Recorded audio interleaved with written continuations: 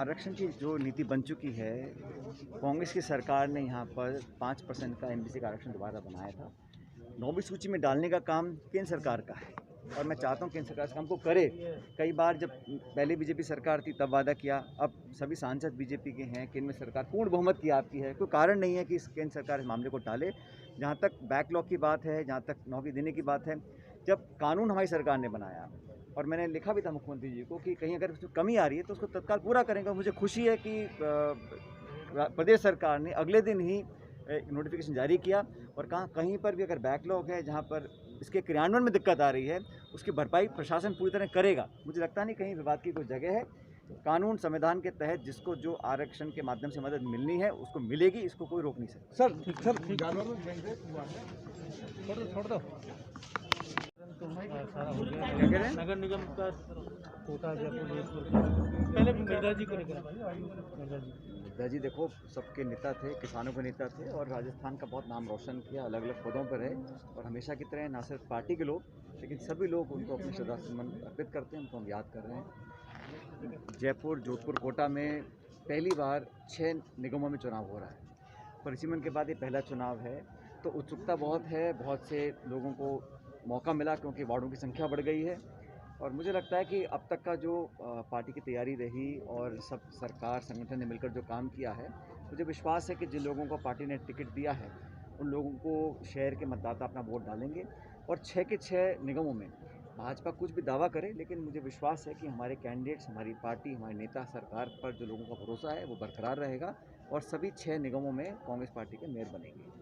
रहे जिन्होंने प्रमाणित किया है पिछले 1 दशक में, 5 साल में काम कर दिखाया है, जग जाहिर है, जो कांग्रेस के साथ चिन्हित रहे, जिन्होंने कांग्रेस का साथ नहीं छोड़ा, जिन्होंने कांग्रेस की हर तरफ मदद करी है छोटे बड़े चुनाव में, उन लोगों को, कार्यकर्ताओं को तवज्जो दी जानी चाहिए।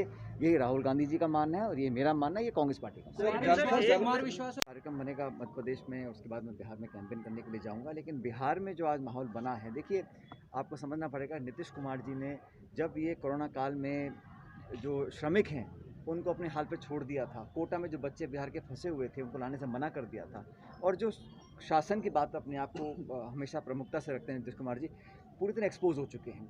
कभी लालू जी के साथ, कभी भाजपा के साथ, कभी लोजपा के साथ, अब उनको भी त्याग दिया है। तो कुर्सी के लिए जोड़ तोड़ करना एक तरह से उनकी परिपाटी बन चुकी है। इसलिए कुछ भी बीजेपी और नीतीश कुमार जी की पार्टी के लोग बोलें, लेकिन जो महागठबंधन बना है उसमें कांग्रेस और आरजेडी का जो आज चुनाव अभियान चल रहा है, जो युवाओं से जुड़ाव हो रहा है, बिहार में परिवर्तन होगा और मुझे लगता है कांग्रेस और आरजेडी की साझा सरकार बिहार में निश्चित रूप से बनेगी। केंद्र सरकार की एजेंसी देखिए, जब हम लोगों ने सब कमेटी के सदस्यों पर छोड़ रखा है तो वो अपने विवेक से काम करेंगे। आप जानते हैं कि अहमद पटेल जी और अजय माकन जी अस्वस्थ हो गए थे बीच में, राहुल जी सोने जी विदेश चले गए थे। बहरहाल जो भी चर्चा उनको करनी है वो अपने स्तर पर कर रहे हैं, लगातार मीटिंग्स भी हो रही हैं और मुझे पूरा विश्वास है कि सब बातों का संज्ञान उनके जहन में है और बहुत जल्द अपने अपने निर्णयों पर वो कमेटी आएगी। सबका हमको इंतजार करना चाहिए और अब फिलहाल का फोकस हमारा इन चुनावों के ऊपर है और इसके बाद गांव के चुनाव होंगे, प्रमुख के, प्रधानी के, उस पर भी पार्टी के कार्यकर्ता अभी से तैयारी में लगे हुए हैं। एक चर्चा तो कर रही है, दोनों जो तीनों बिल आए थे केंद्र के जो पास हुए थे, वो आशंका जो विपक्ष की ओर से जताई जा रही है। पहले मुझे बताओ, इस बीजेपी सरकार ने शुरू में क्या कहा? किसान की आमदनी दुगनी करेंगे। ऐसा कौन सा किसान इस भारतवर्ष में जिसकी आमदनी दुगनी हो गई है? पहली बात। दूसरी बात, बजाय इसकी मदद करें, उसको समर्थन दें, आप उसको चौतरफा मार पड़ रही है। महंगाई की मार पड़ रही है, कोरोना की मार पड़ रही है, अर्थव्यवस्था चौपट हो रही है और उसके पश्चात अब ये जो बिल लेकर आए हैं जिसका पूरे देश में विरोध हो रहा है, समझना पड़ेगा कि किसान को चारों तरफ से बांधा जा रहा है और किसान की बात हमारी पार्टी के नेता उठा रहे हैं। ये जो अलग अलग प्रकरण सामने आ रहे हैं, ये दिखाता है कि दिल्ली में केंद्र की सरकार में किसानों की पैरवी, किसानों की बात करने वाला एक भी नेता मंत्री मौजूद नहीं है। मनमाने तरीके से बड़े बड़े निजी उद्योगपतियों को लाभ पहुंचाने के लिए नाना प्रकार की स्कीम्स बनाई जाती हैं, लेकिन किस किसान संगठन से बात की? एक बार कोशिश करी तो किसान संगठन वहाँ पर आकर बिल की कॉपी फाड़ के चले गए। इतना कम विश्वास केंद्र सरकार पर किसानों का रह गया है। किसानों की बात सब करते हैं, लेकिन मैं दावे से कहना चाहता हूँ, मनमोहन सिंह जी सरकार में हम लोग मंत्री थे, हर मीटिंग में एमएसपी पर, खरीद पर, प्रोक्योरमेंट पर, बीमा पर, इंश्योरेंस पर, हर जगह हम लोग किसान की बात रखते थे। मुझे खेद है कि केंद्र सरकार की कैबिनेट में कोई भी मंत्री किसानों का पक्ष रखने के लिए हिम्मत नहीं जुटा पाता, चाहे वो कृषि मंत्री हो, चाहे कोई और मंत्री हो। पार्टी का ज़्यादा कुछ दिखाई नहीं, ये कहना गलत है। जिनको भी टिकट दिया है वो सब संगठन के कार्यकर्ता थे। किसकी सिफारिश से दिया, क्या फीडबैक आया, जीतने की संभावना किसकी ज़्यादा थी, उन सब बातों का निर्णय करने के बाद ही पार्टी ने टिकट दिए हैं। एआईसीसी ने अपने ऑब्जर्वर्स भेजे हैं, प्रभारी मंत्री, निवर्तमान जिलाध्यक्ष, कैंडिडेट जो हमारे हैं एमपी एमएलए, सब लोगों को साथ लेकर निर्णय किया है। छोटा मोटा कहीं मनमुटाव हो सकता है, इतना बड़ा संगठन है, सत्ता में हम लोग हैं, लोगों की आकांक्षाएं ज़्यादा बड़ी होंगी। एक वार्ड से अगर 6 लोग टिकट मांग रहे हैं तो एक को ही टिकट मिल सकता है।